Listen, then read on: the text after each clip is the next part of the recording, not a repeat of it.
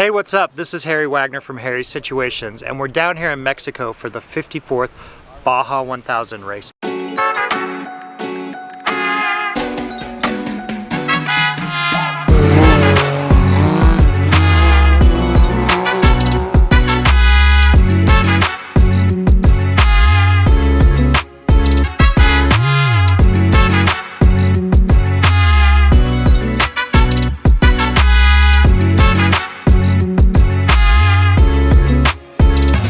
For those of you that aren't familiar, this is a non-stop race. It starts in Ensenada. This year it ends in La Paz. It's actually 1,200 miles. Last year we did this race, it was only 900 miles and started and ended both in Ensenada. A little bit easier last year. So I am part of the Baker Power Products team, and we're a little unconventional in that we're racing in a UTV and pre-running in a truck. Most people pre-run in a UTV, they race in something like a spec truck. But that's actually what we are pre-running in, and probably our pre-run speeds are going to be pretty close to our race speeds, honestly.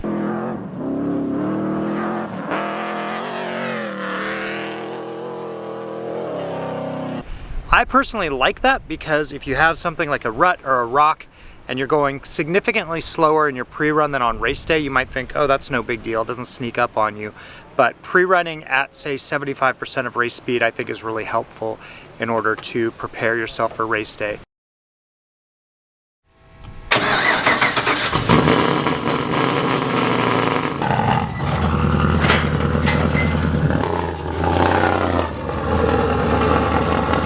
One of the things I love most about racing in Baja versus stateside is the opportunity to pre-run. So you've probably heard of pre-runners. We're using a race truck. This is Sam's 6100 truck that he races stateside, but we use it to pre-run the course. So we'll take notes, we'll get our eyes on the ground.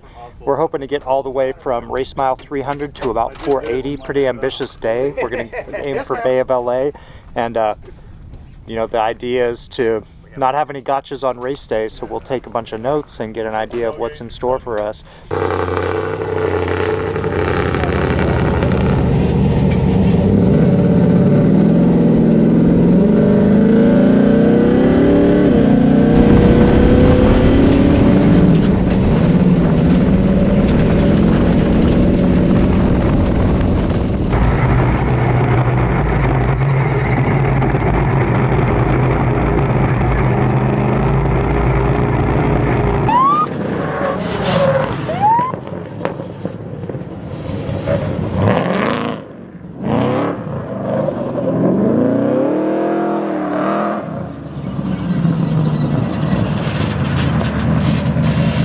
Sam noticed that the brake pedal throw was longer than usual, suggesting that one of the pistons was getting pushed back in the bore of a caliper. A quick check of all the brakes revealed that in fact the front driver's side hub was loose, causing this movement. Tightening it up got us back on our pre-run in no time.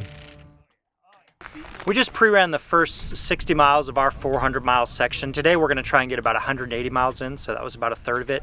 And there's a lot of appealing things about being down in Baja. I mean, the challenge for sure is one of them, but the beauty of the area too. I mean, we're in Catavina and there's these cactus forests and these huge granite boulders, and it just is surreal. It looks like something from another planet. We'll probably be on race day in the car at night in this section, so I'm really grateful that we got to pre-run it during the day.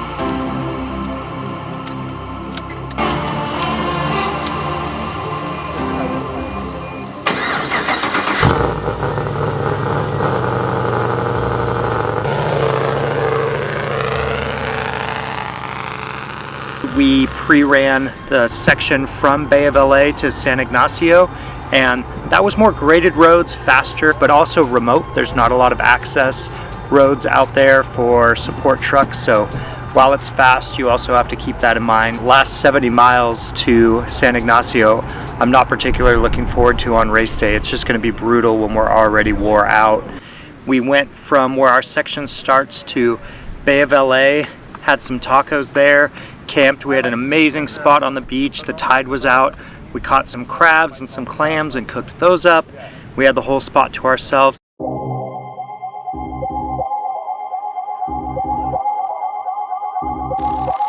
right, everybody, first of all, thank you very much for coming out here to support us.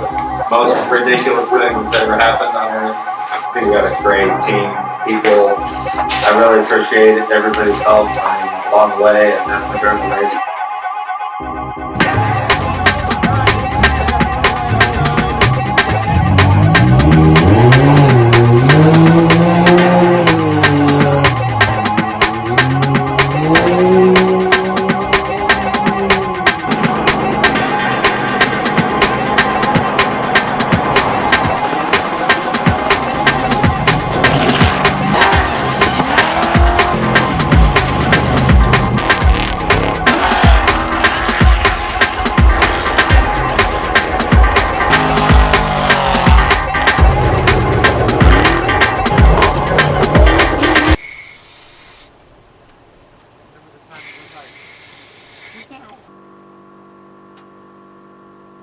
I do feel prepared, you know, typical butterflies and nerves, you know. I put the pressure on myself to do a good job because I want to do a good job for Alex. I want to do a good job for Jake. I want to do a good job. We have a great group of people with us. I really got to go out there and try to take good care of the car while still being quick. So that's a knife edge right there.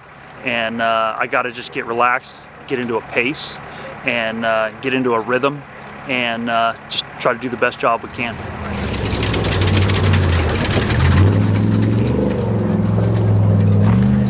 Gloves, head sock.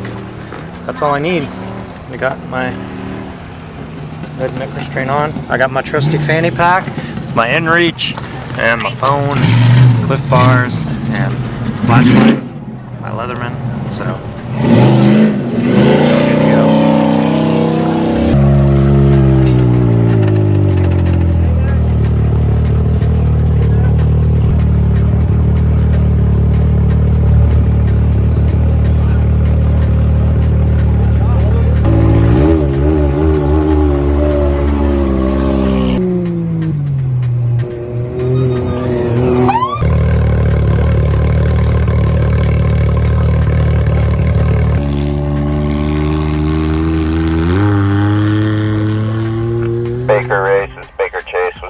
Mile 460.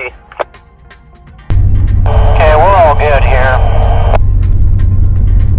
Copy. Richard and Ashley are going to head back towards San Ignacio, and we'll follow you in. Check the inReach. Good copy.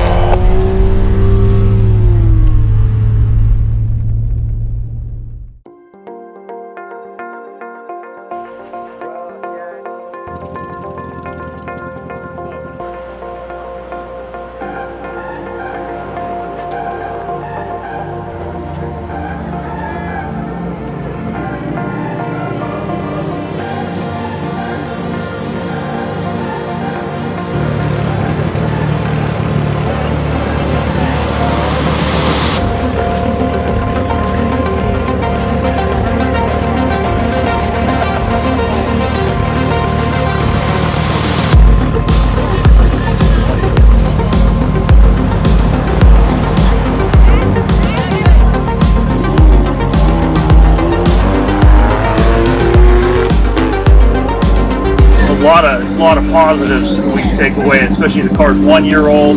Alex has done a fantastic job. But yeah, it's a pretty brutal section. Coming in San Ignacio, as I'm sure everyone that you come interview, it's brutal. It's the rocks of the silt, pretty nasty. A lot of guys charge it really hard, and you know, just a lot to learn. So yeah. Well, best of luck. Be safe driving down there to the ponds and celebrate with your team. All right, thanks a lot. 2909.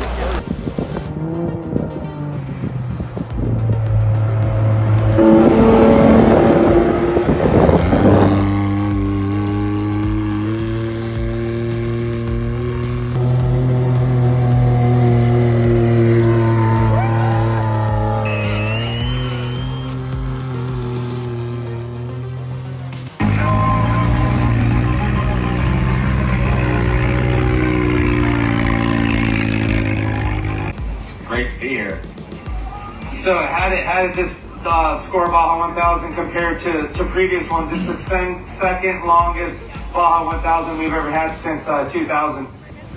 Yeah, it's awesome, man. I mean, I love Baja. I love racing down here. I love the terrain. I love the people. I love racing with SCORE. I mean, everything about it is awesome. You get it all. The run down by the beach. We had a lot of romantic moments together, holding hands in the car. I mean, it was great. There you go. And I see a lot of big names on the side of this car. You want to thank some people that helped you guys put this program together and get you down here racing? Yeah, for sure. I'd like to definitely Can-Am built a great motor, Rotax, and KWI clutching. Never had a clutching issue ever in my racing career.